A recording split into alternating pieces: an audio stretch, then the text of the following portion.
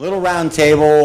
We're going to get them started, have them introduce each other, and then we'll take some questions and hopefully get a conversation going here to kind of end it up today. So go ahead, Bob. Okay.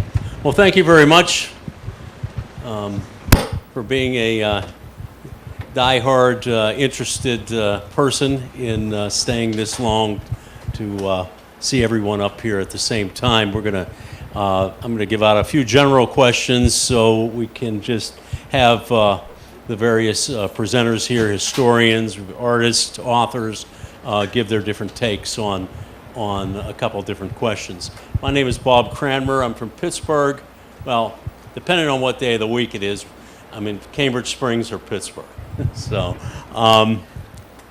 former politician, amateur historian, and also a published author. So I'm happy to have been involved with this event today, and I look forward to much more success in the future as this becomes more of a tradition here in Concorton. So what I just suggest, I'll just pass the microphone, and each panelist here, since I don't have everyone's bio, can just give us a short synopsis of who they are and their expertise. Carl Birkett, Field Associate, Carnegie Museum, Pittsburgh. My background is anthropology, ethnology, and I've worked in the contract archaeology field for a number of years. My special areas of interest are reconstruction of the pre-settlement landscape and upland hunting patterns. Settlement and subsistence activities in upland regions, that is the winter hunt, as it was pursued by Native Americans. That's pretty much it. Hi, I'm Jason Cherry, basically native of Butler, Pennsylvania, my whole life here. Been actually reenacting since age of 10, so it's about my 26th year of reenacting now. And also interpret young George Washington as well. Basically doing a lot of talks and stuff, focusing on the mission 1753 of Washington's journey with Christopher Gist, and also his the Battle of Great Meadows 1754. And I reenact our group that we do is the Captain William Trent's Company, who was the first militia group to start building at the Forks of the Ohio there in January of 1754 until they surrendered to the French in April of 54. So my area of expertise for that is basically on the Virginians in 1754 and young George Washington. Hi again, I'm David Preston. I'm a professor of history at the Citadel, the Military Academy in South Carolina. And I specialize in early American history and American military history. I get to teach our future young officers, men and women who are entering the military, about this important time period that we're here to discuss. I have authored 2 books on the period, one on the Iroquois Confederacy in the 18th century, and then most recently my study of Braddock's defeat. You guys really want me to tell you, I'm not Robert Griffin. I'm the other guy. Okay, we paint the 18th century. I'm say right off the bat, I am not a historian. I paint history. So I rely on these other guys to try to help me make everything as correct as I could make it. So if you want to ask me what kind of brushes I use, never mind. That's a joke with artists, never mind. But I've won some awards and all that kind of stuff. But basically, I love this time period, and I paint it with utmost gusto. So that's about it. These PhDs are going to really put me down. So. Hi, my name is Brady Kreitzer. I teach history at Robert Morris University. I've written 5 books studying empire in North America. I host a television series on the Pennsylvania Cable Network, Sundays at 6:30, called Battlefield, Pennsylvania. Unapologetic, diehard fan of the black and gold, so thanks. Hi, Chuck Williams, Williams Ecological. My interests are historical ecology and landscape archaeology, and my focus is environment during the contact period, really the eastern North American frontier in the 18th century is a strong interest. I'm also very interested in the industrial and environmental history of the Clarion River Valley, which is much more recent than, obviously, the 18th century. I'm William Schneider, former resident of Cockerton. I cut my teeth as a young man on the archaeology with my father and Carl Birkett from the age of 8, and been a living historian since that time. And I'm currently an educator in Panama, New York, and I've taken my biological and archaeological training from college and put that into the classroom to teach the students a little bit more about our history. My specialty in living history is woodland native lifeways and skills and the colonial frontier. Okay, thank you very much, gentlemen, for being here, and it certainly is a diverse set of skills and background and expertise. So to throw out a question or a discussion point that I think could initially involve everyone to some point, really what we're talking about, why we're here, and all the history is based upon the word geography. The geography of the placement of where we're at, the placement of French Creek, where it's at, why it was strategic, why it was significant for a number of different reasons. Certainly its link between the Allegheny and close to Lake Erie. Also the transportation challenges that were faced. Nowadays we can jump in our car and you can drive to Florida without any problem. You can get in your car and drive to Pittsburgh and be there in 2 hours. 25 years ago, that wasn't the case. I mean, it would take you 5 hours to drive to Pittsburgh, and 200 years ago, it would take 5 days, maybe, if you were lucky. So transportation was a very, very challenging and important dimension of life back in the 1700s. So transportation for Washington to get here, the significance of the transportation route that's represented by French Creek, what it meant to the French and what it meant to the British, and just to throw that out as a softball question to comment on transportation in the frontier. And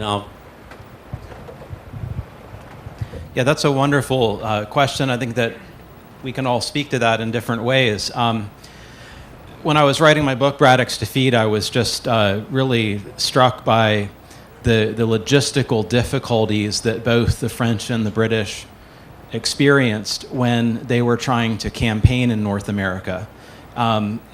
Maybe that was to be expected for the British, who were having to lug artillery pieces over the Appalachian Mountains. But I didn't really expect to find the French experiencing transportation difficulties on these interior waterways. But looking at the journeys that the French had to undertake to get here, it was really eye-opening. The St. Lawrence River at that time was an extremely treacherous river with shoals and a series of rapids. Crossing Lake Erie, Lake Ontario was also treacherous.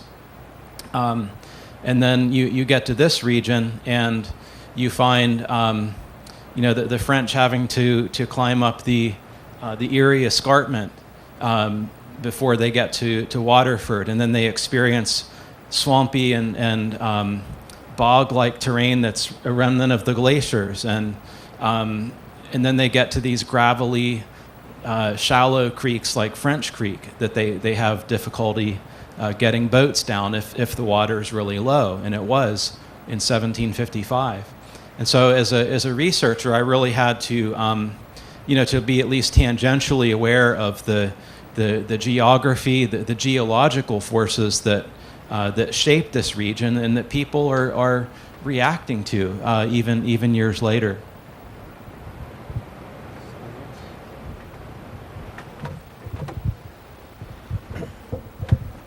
And I think from the French perspective, it's a very interesting point because in 1615, the French were doing probing missions all the way up and down Lake Ontario, trying to find different pathways into the interior and trying to utilize native routes and native trails.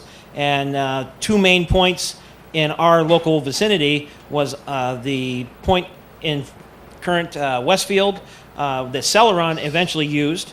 And it was a very interesting thing to note that they had two main pathways between that and Presque Isle where they would get into the interior. And they were using the portage, as you mentioned, the lake escarpment.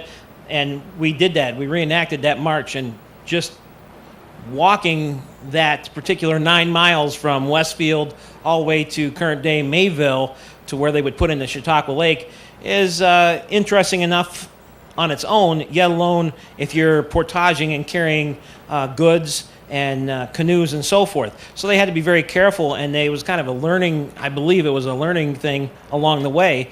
And I find it very interesting that they used the lake escarpment as a cash depot. What they would do is they would bring the goods to Chautauqua Lake, and they would start sending some down and using that as a break-off point for Celeron. But then they were also portaging all the way along the lake plain, or at different points they had cache houses, and they were trying to leapfrog from Chautauqua Lake all the way over to Presque Isle, and then they would bring things into the interior. In fact, today at the Yorkers Museum in Sherman, they have what they believe one of the remnants of the French portage cache houses that they would store their goods. But to think about that in today's modern sense is unfathomable, because we just throw stuff in a truck and transport it off, where they're taking materials and transporting a little bit at a time. So that's a feat in itself. But the French were basically looking for different, as many as they could, different pathways into the interior to broaden out their trade venue, so to speak, with the natives. One thing that always strikes me, and it's almost impossible, I think, for us today to envision, is the amount of time and patience that an administrator of an entire empire has to have to influence policy.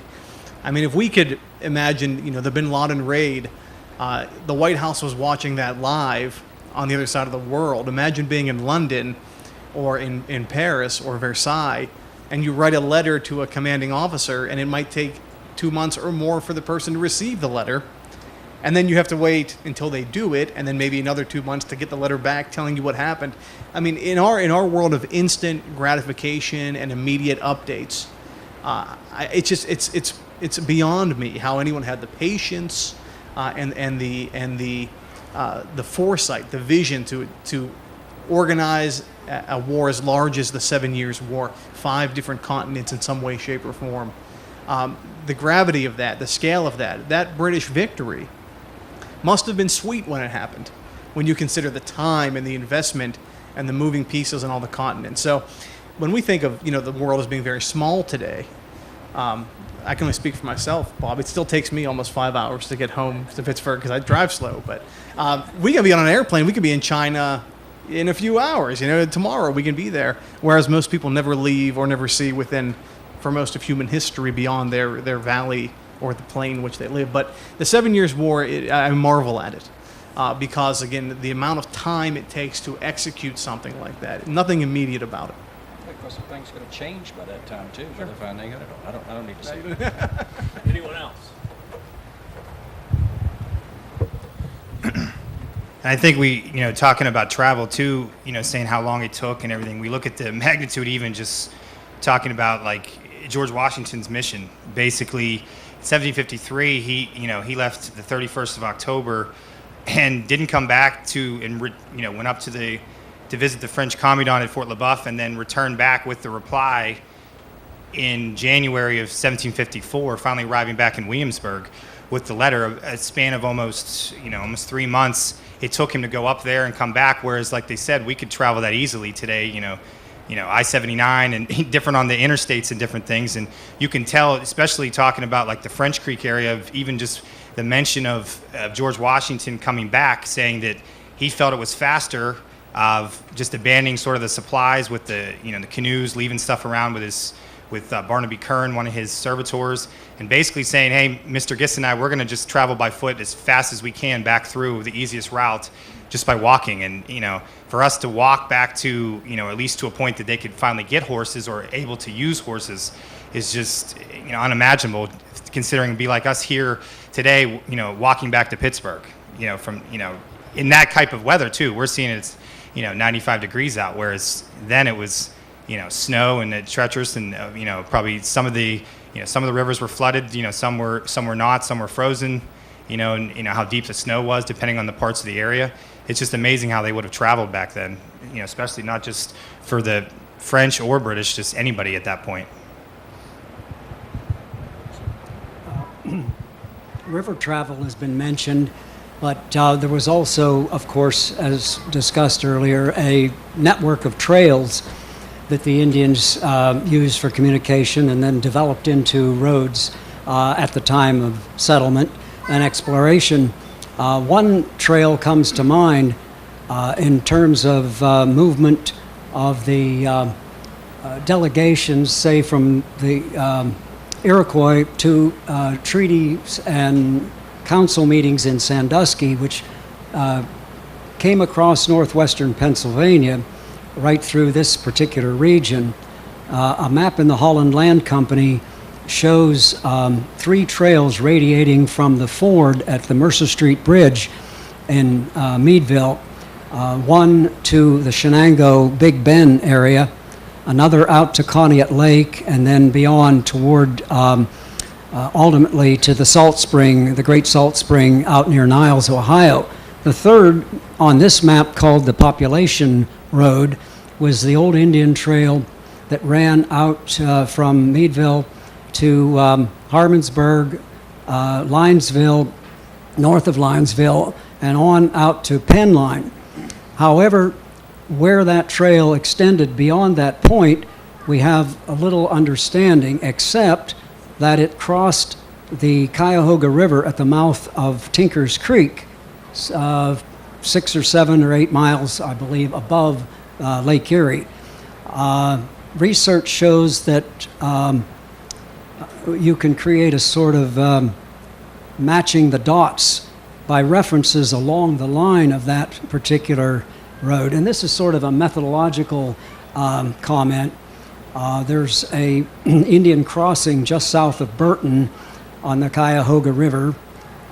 There's another trail described at Middlefield, Ohio, just a little eastward. And getting back to our area, we have the the Alexander McLean survey journal of the Western Pennsylvania and Ohio line, which indicates a Indian trail crossing just south of Penn Line. This other dot creates the turn, or documents the turn of the trail that ultimately extended to Sandusky, the trail that Corn Planter and other Iroquois Indians would have used to go to councils out in that Sandusky region.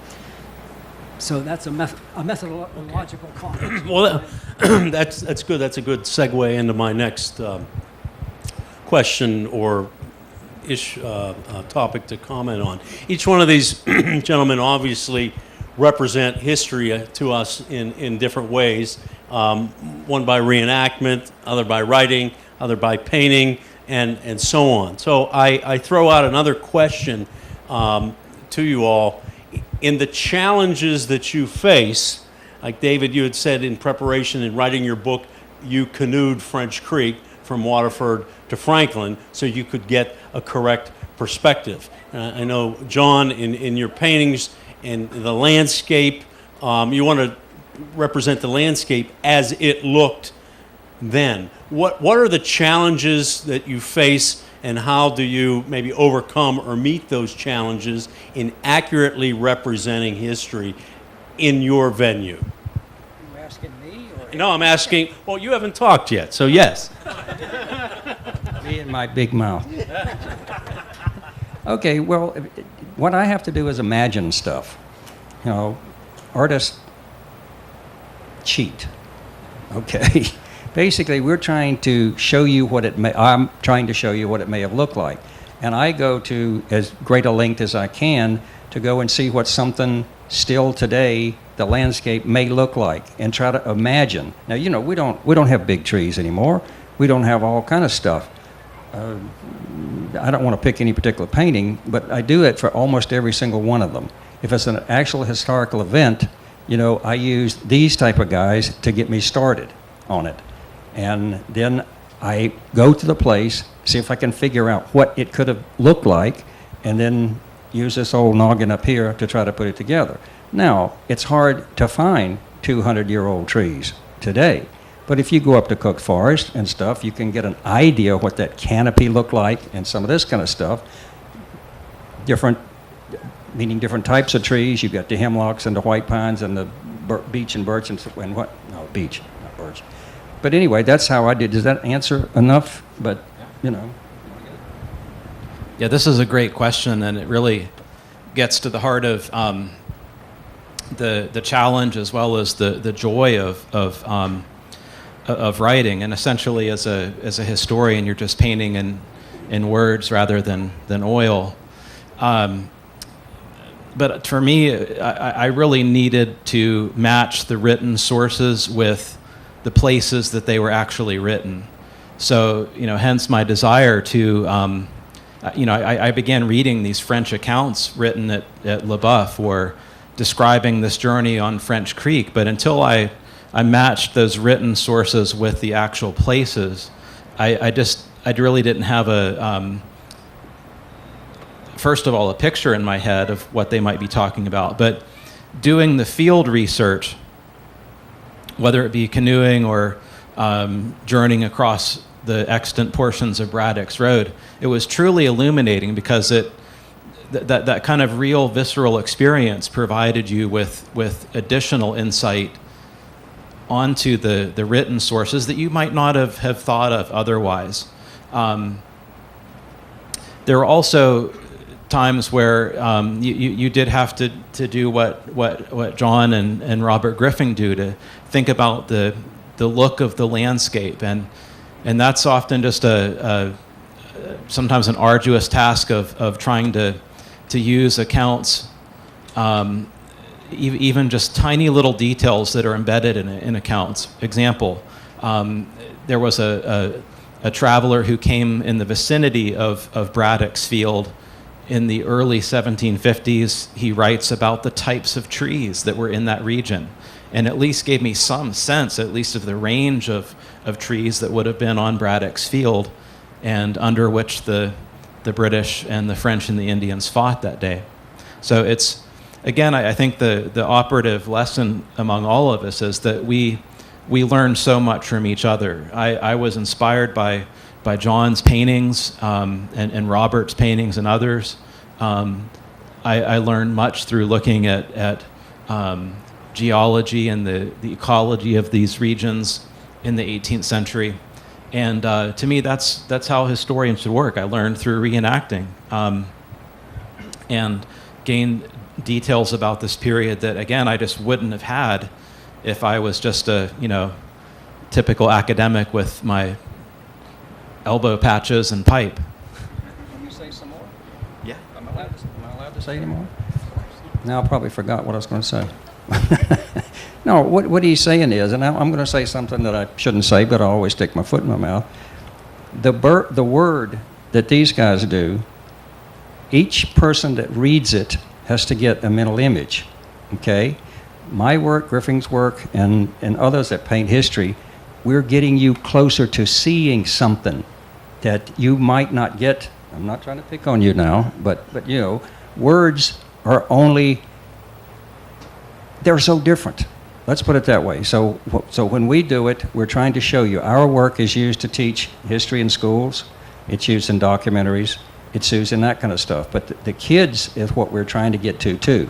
Because I know, probably shouldn't say this, but when I was a kid, history was boring. You think about it. You wanted to get a grade, and you memorized stuff. If I'd have seen some of the stuff that I do today or that Griffin does today, it would have just enlightened that stuff so much more. Okay, I've said enough. Anybody else? And I've had the wonderful opportunity to work with both John and Griffin, Jack Pellew, Andrew Kinez on helping them with some of their research and helping them with ideas. I love working with John because John comes up and says, I got this idea. What do you think? And it's a sharing of thoughts and ideas. And in portraying history in all of our mediums, it's very difficult because, number one, in living history, you're doing kind of an experimental archaeology where you're taking a look at the written accounts. And we're talking, I know a lady earlier asked, well, how do you know all this stuff? Well, all this stuff comes from hours and hours poring over as many original documents as we can from the time period. Nothing against my authors. But they have to pour through original documents to get the material because what they're doing, as well as what John is doing, is they are weeding through all these documents and historical pieces and trying to give you a snapshot of what that time period was like. And thank God for these guys because otherwise it would be a little bit harder for most people to fathom what was happening historically. But in what we do, we try to stick with, I call it the hat trick. And a hat trick in hockey is 3 goals in a game with a player. Well, the hat trick in living history is you have a written documentation from an original source. And they were very wonderful about writing down detailed descriptions of what was happening in the frontier because they knew they couldn't go on CNN and say, live today, we are here at this battlefield. They knew they had to document for the people across the ocean what was taking place here. So they sent detailed records. So we're looking for those, as many of those documents as they can. I've pored over, I can't tell you, you get tired of looking at them, and I'm going to use an antiquated medium here, microfilm, which you don't find much anymore with the internet, but it's still out there available. And Montreal trade merchants had wonderful records. Trade merchants keep wonderful records. And they tell you what people are buying, what's being sent to the frontier. The Montreal trade merchants were telling you what some of the actual French individuals who were buying and taking and trying to sell to the natives and so forth. So then we take a look at period artwork. Now, nothing against John. I love John to death, known him for many years now. But artwork is artwork. Artwork is somebody's interpretation of what's happening. So even if you're looking at an 18th century engraving, you have to look at it like Hogarth. He did so many interesting studies of daily life people that you can see what their dress looked like. And that's many of the things we try to go on. So we match up the written with the actual artwork, and then we go to the actual artifact. So that's your hat trick in living history of trying to put things together. And then I think the biggest roadblock to presenting history as we do is separating ourselves from 20th century mindsets. I teach wilderness survival skills as well. And it's hard when you start talking about survival skills in the frontier and a student will ask a question. It's like, no, you have to understand, it was a total different mindset than what we have today because their means were totally different. Their conditions of what they were living by are totally different.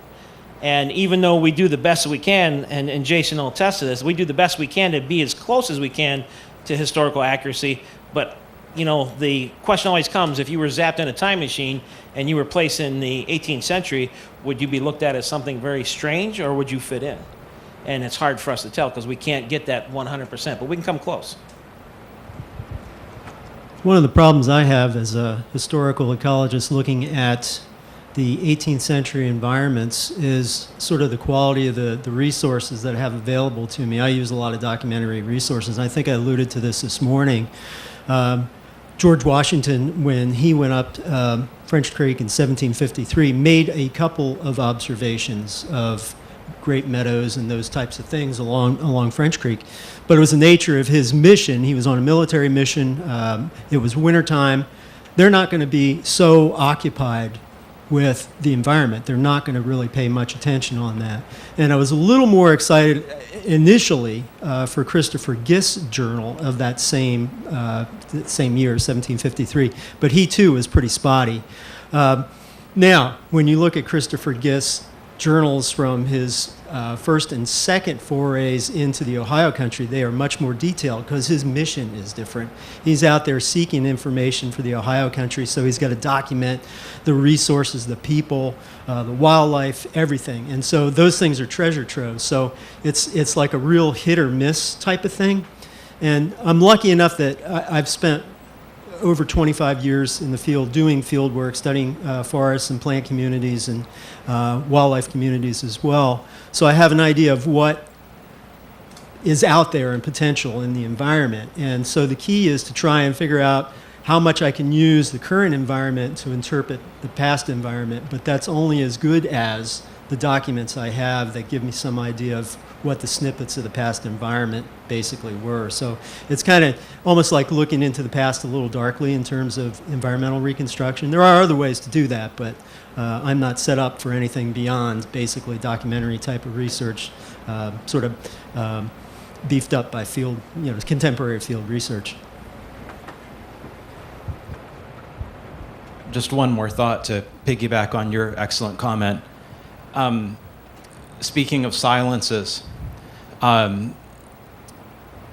we are, looking through a glass darkly, in a sense, when we have so few authentic accounts of Native peoples in this period. Here I wrote this entire book on Braddock's defeat. 2/3 of the attacking force was composed of American Indian warriors, and there is not a single account of one of those warriors. Even an account recorded by, say, a French officer or a British officer, even years later.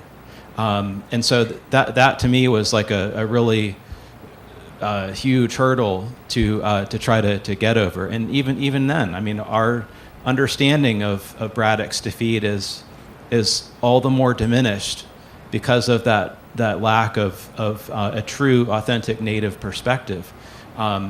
We do the best we can with the sources that we have, but it's still a major silence in the records for the whole colonial period. So often, what we have are historical sources that are filtered through the words of the French or the English or the Spanish. I think looking at, talking about the primary sources and firsthand accounts, I think the hardest thing to overcome too is realizing that, to not make assumptions when we read them. It seems like, personally for me is when we research, if it's trying to get something, accurate for, reenactments or different events or giving talks or whatever, it's hard to, we're reading something from a firsthand account to make an assumption that we think what they're thinking, whereas they were the person there. I think we try not to make an assumption that we know what they were doing. If they say they did this, 9 chances out of 10, they probably did do this, with the exception of, especially if it's somebody that we know wouldn't embellish or whatever. It's hard to, sometimes, at least I know personally for me, is to go back and reread it maybe a few times at least, or take time off a week or so, go back and read it again.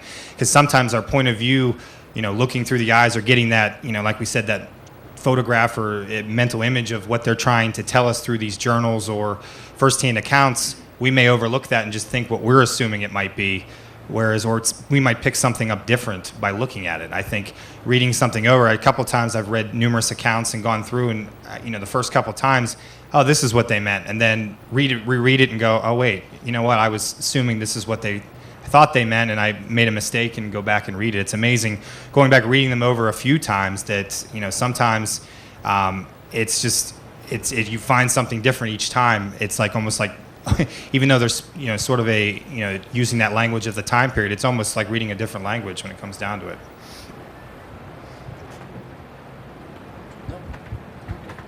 Okay.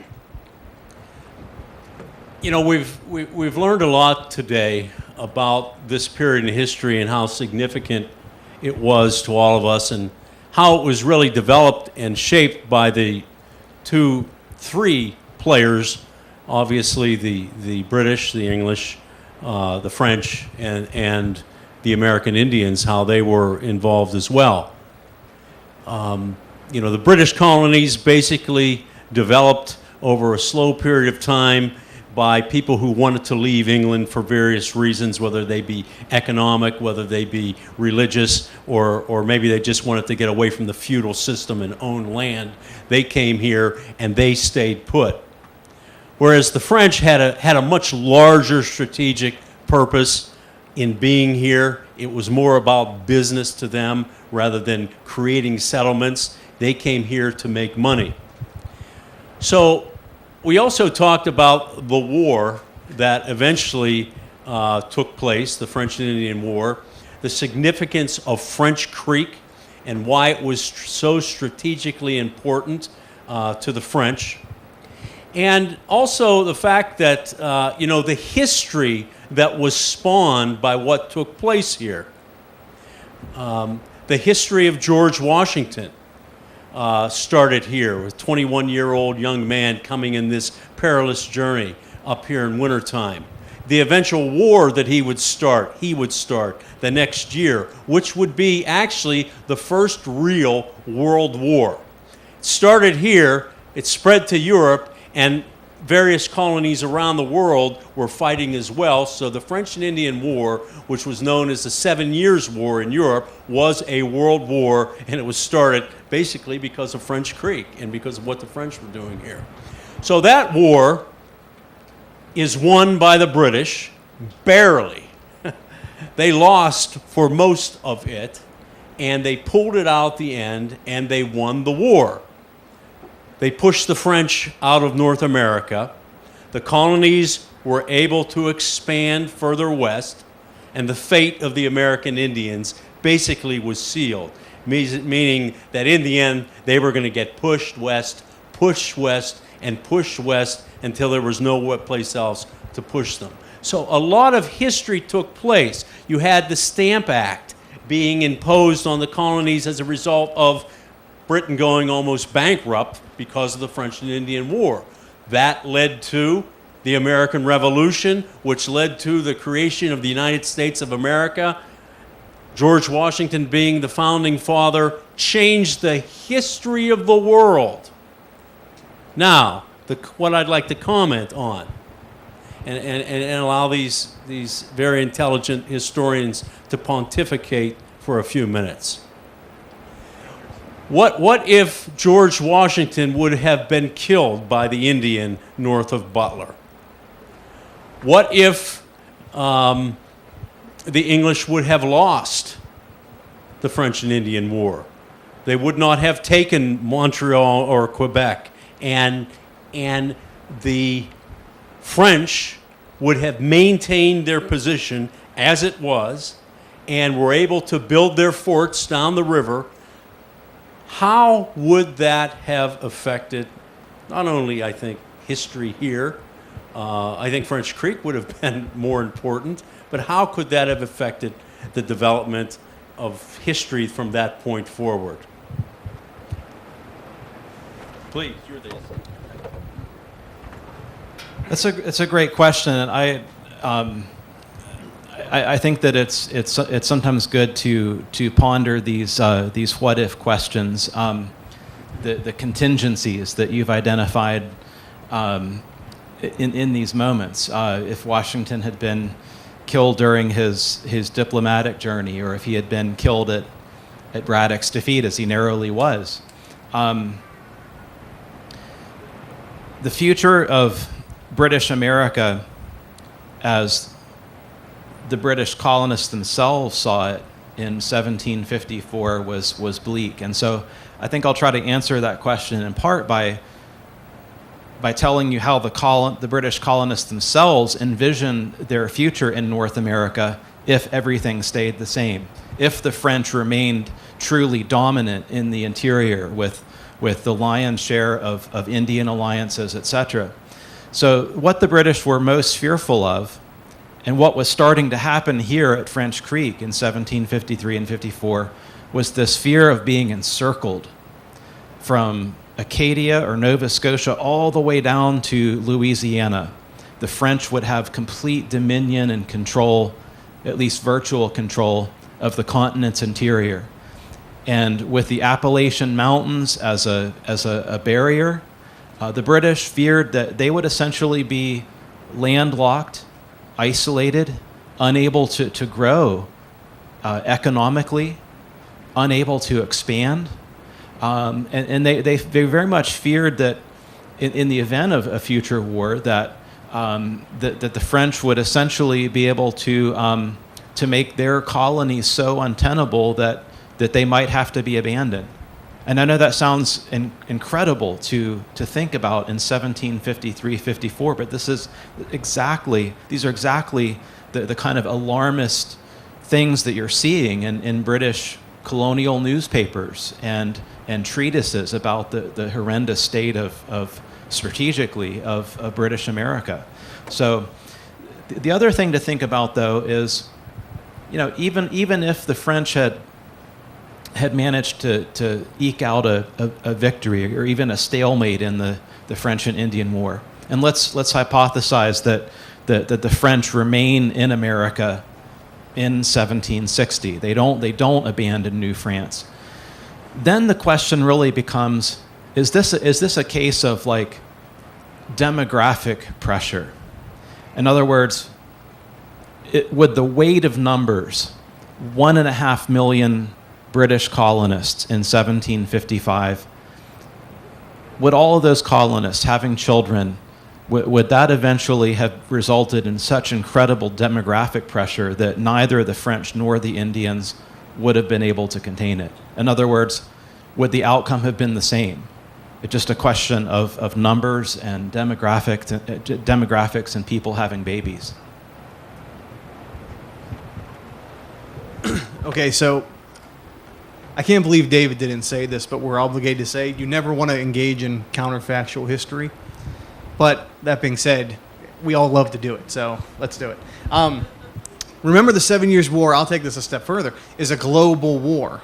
Okay, so Britain has allies all over the world, so does France. And I never really thought, honestly, Bob, never thought about this, but one of the major superpowers who benefits directly from this war is the German state of Prussia, Frederick the Great. Britain's key ally on the continent. Them fighting France in Europe allows Britain to fight France around the world. So if Britain loses, France obviously is empowered. Prussia would have been taken down a notch. If you know anything about the scope of world history, Prussia is the leading driving force in unifying Germany, which gives us World War I and World War II. What does the world look like without a unified Germany? Is it more of an Franco-Austrian dominated continent?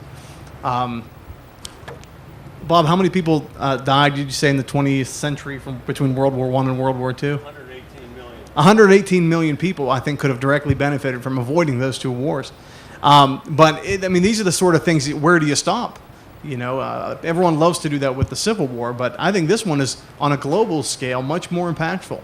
If you never have a Prussia strong enough to unify a Germany. Now, not to say that couldn't have still happened, but those are the kind of things we'll never know. But I think there's so many, and that's what I love about the 7 Years' War. There's so many moving parts all around the planet. The fate of India would have been radically different. How would that affect, the 20th century and so on? So I don't know if anyone else has any opinions on that. But why don't we comment on an America with no George Washington? Oh, okay. Maybe George. Yeah, Jason, you have some opinions on that. Well, I think that's always the question. People said, well, what if Washington, like I said, the Indian didn't miss, or maybe even if Washington drowned that day in the raft, falling overboard. You look back at it and you realize that Washington at that point was virtually an unknown. I mean, he had done numerous things through the surveying with the Fairfax family, but doing this journey alone was basically his way of thinking. This was his way maybe of getting a British commission that he always wanted to get. And say the Indian doesn't miss. Washington would have, obviously he returns home, and then he gets that published throughout the colonies, and now he's a best-selling author, and everybody's asking, who is this George Washington that did this journey? The Indian doesn't miss, and, we hear little or none of just saying that, maybe a response from Christopher Gist saying what happened, or maybe we find the remnants of maybe the papers of his journal that he kept, up till that point, possibly. Or, it comes down to it, maybe it just would have been with, say, Washington, the Indian didn't miss, and Washington, dying in the forest there. We have to wonder if the event's still set in motion, mainly because, you cut to not even a week later, and, Washington and Gist are almost at what he said, the inhabitants or Wills Creek, and he meets already a caravan of 17 horses lined up to go to the Forks of the Ohio already lined up to build a fort, as he says in his journal, knowing full well he's still, a couple weeks or so from returning even back to Williamsburg to give the response, knowing full well, as it looks from that standpoint that, maybe the governor of Virginia, Robert Dinwiddie, basically knew that Washington was just going up there basically as a spy, knowing full well the French weren't going to move. And he knew that they had to act even more so even before Washington returning, knowing that type of treacherous weather returning back, how long it would be, and they knew, he probably knew ahead of time already that, or at least assumed that, the French were going to come down in the spring no matter what. And I think with that, happened there, I think we hear about, like I said, a lot more of his, later in life, the Revolutionary War hero and being the President of the United States and different things like that. I think it's really hard to gauge as far as what would happen there. But like I said, some of that stuff set in motion, especially, like I said, right, a week or two after he came through, that even if, Washington doesn't make it back to return the reply, the men are still heading to Redstone and eventually to the Forks of the Ohio here to still build, and then probably eventually still being, thrown off there, basically, by the French when they eventually come down in the spring. So maybe that, it may not have the ripple effect we think, mainly because we know about the events later on, George Washington, in his later life being that hero and, saved America and everything. It might have just changed something alone right there, just saying that some of those events might have already been set in motion, even with him supposedly, not coming in the forest there. Okay, we're about wrapped up, but before we do, are there any questions for the combined great intelligence sitting here before any questions whatsoever? We have a few minutes. Yes, sir. What happened to the Iroquois Nation? Iroquois Confederacy. So the Six Nations, the Iroquois Confederacy, in a nutshell, in the 1750s, they were an incredibly crucial linchpin, really, of between the French and the British colonies, and arguably the most powerful native coalition or confederacy in Eastern America. Their ability to have this powerful position was based first of all upon their neutrality policy that they kept to not get involved in wars between the French or the British, and also an ability, therefore, to kind of play off both of these powers based on the fact that the French and the British needed the Iroquois so much. The British victory in the 7 Years' War, the French and Indian War, it really changes the diplomatic and political stakes for the Six Nations. Essentially, they've lost part of that triangle, and while they remain important British partners, it's really the American Revolution that emerges as a really pivotal moment for the future of the Six Nations. And in a nutshell, that event leads to two very catastrophic things happening. Number one, the unity of the Six Nations becomes an issue. Some nations will side with the British during the Revolution. Two nations will become American allies. And then in the aftermath of the Revolution, that's when you start to get the second catastrophe, which is how many of these Iroquois nations will lose their lands via either treaty or the expansion of the Americans following the Revolutionary War. That's kind of a nutshell version there. Anyone else? Going once? Yes, sir. So I think it's for the reenactor maybe. Washington's trip up here, the weather was terrible. What kind of shelter did he have, and how did he dry out after staying in the rain? There's shelter.